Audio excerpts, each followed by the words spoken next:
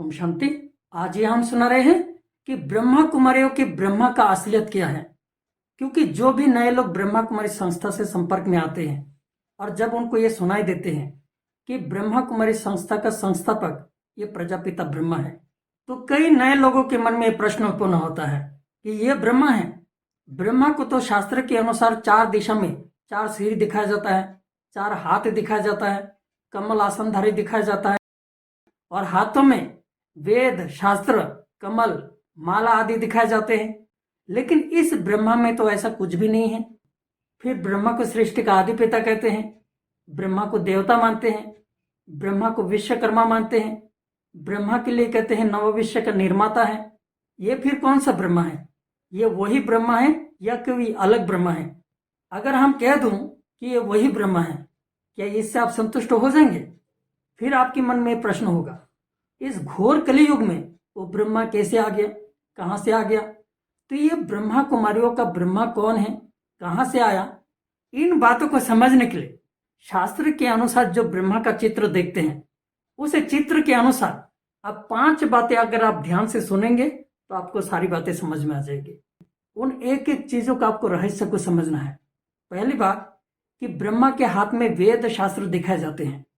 क्या वेद शास्त्र लेकर यूं बैठे रहेंगे? वेद शास्त्र दिखाया जाता है माना ब्रह्मा के पास सारे वेदों शास्त्रों का ज्ञान है। ज्ञान है तो माना कभी सुनाएंगे। आप सुनाएंगे तो किस मुख से सुनाएंगे? क्योंकि ब्रह्मा को 4 दिशा में 4 मुख दिखाए जाते हैं।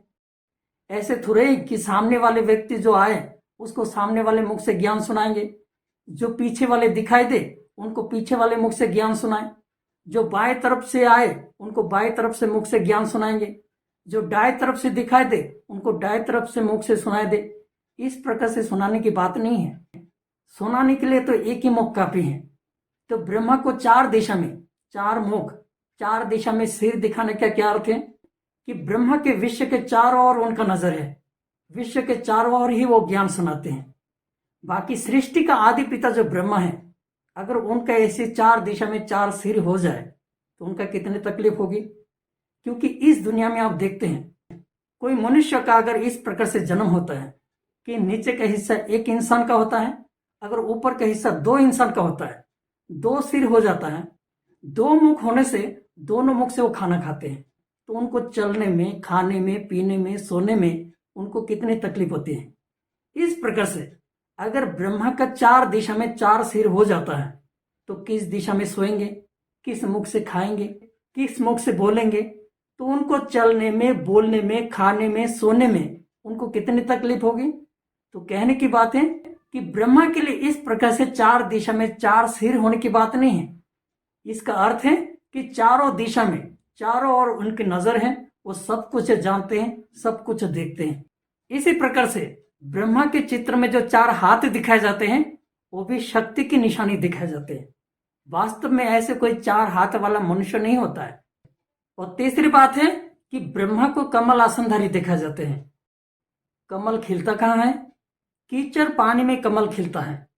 ऐसे थोड़ी ही है जो कीचड़ पानी में कमल खिलता है उसमें जाकर ब्रह्मा बैठे रहेंगे, ऐसा नहीं है। इस घोर कलियुग का ही उस कीचड़ पानी के साथ भेंट किया जाता है, अर्थात इस घोर कलियुग में ही ब्रह्मा को आना है। लेकिन जैसे कमल फूल भले वो कीचड़ पानी में खिलता है, लेकिन कीचड़ पानी से वो अलग रहता है। कीचड़ पानी का प्रभाव उस पर नहीं पड़ता है। इसी प्रकार भले ब्रह्मा इस घोर कलियुग में आते हैं, इस घोर कलियुग का जो तामसिकता का जो प्रभाव है वो ब्रह्मा को कोई असर नहीं करता है। इसीलिए ब्रह्मा को कमल आसनधारी दिखाया जाता है। और चौथी बात है कि ब्रह्मा को विश्वकर्मा भी कहते हैं और विश्व का नव निर्माता भी कहते हैं। ऐसा नहीं है कि ब्रह्मा कोई वतन में बैठकर विश्व का नव निर्माण करेंगे। इस विश्व का नव निर्माण करने के लिए ब्रह्मा को इस दुनिया में आना पड़ता है। और यह भी नहीं है कि कोई नई धरती बना देंगे। कोई नई धरती बनाने की बात नहीं है, लेकिन धरती में रहने वाले वो सब कुछ नया बना देना, सब कुछ सत्व प्रधान बना देना, सब कुछ सुखदायी बना देना, ये ब्रह्मा का कार्य है।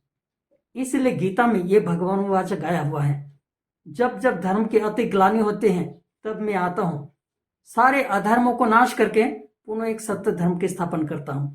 इस पुनः सत्य धर्म के स्थापना के कार्य के लिए ब्रह्मा को जरूर घोर कलियुग के धर्म ग्लानि के समय पर ही आना पड़ता है। और पांचवी बात है कि ब्रह्मा को सृष्टि का आदि पिता कहते हैं। क्यों? क्योंकि ब्रह्मा के द्वारा पुनः सत्य धर्म की स्थापना का कार्य होता है। इस घोर कलियुग का परिवर्तन करके सतयुगी सृष्टि बनाया जाता है। लेकिन कलियुग में तो एक भी चैतन्य में कोई देवी देवता तो नहीं है, तो देवी देवताओं की दुनिया की स्थापना के लिए ब्रह्मा निमित्त बनते हैं, इसलिए ब्रह्मा को सृष्टि का आदि पिता कहते हैं। इन बातों को अगर आप अच्छी तरह से विचार करेंगे तभी आपको समझ में आ जाएगा कि शास्त्र में ब्रह्मा के लिए जो कुछ बातें गायन है वो प्रैक्टिकल में ये ब्रह्मा कर्तव्य कर रहे हैं। कलयुग को सतयुग बनाने का वो कर्तव्य कर रहे हैं। अभी आपके मन में एक प्रश्न आ रहा होगा कि ये ब्रह्मा आया कहां से। हालांकि इस पर पहले से एक वीडियो बन चुकी है। अगर उस वीडियो को अगर आपने नहीं देखा होगा, इस वीडियो के नीचे डिस्क्रिप्शन में इसकी लिंक डाली जाएगी, चाहे तो इस वीडियो को भी देख सकते हैं। अगर इस वीडियो के सारी बातें आपको अगर अच्छी लगे तो आपके संपर्क में जो भी है इस वीडियो को शेयर करने में मदद कीजिए। ओम शांति।